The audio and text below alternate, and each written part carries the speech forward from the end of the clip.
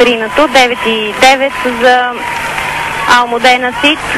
И сега очакваме да видим Ива Тепешанова Късмет.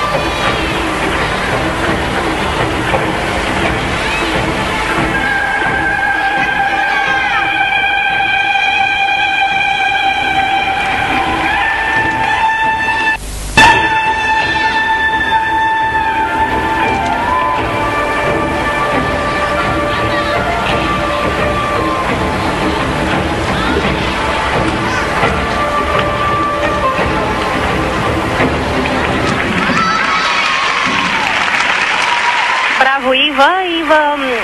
С Ива се занимава Бранимира Маркова в клуба по художествена гимнастика Левски. Много натоварена беше програмата на това момиче в последните месеци след световното първенство в Осака, когато тя беше в състава на ансамбъла.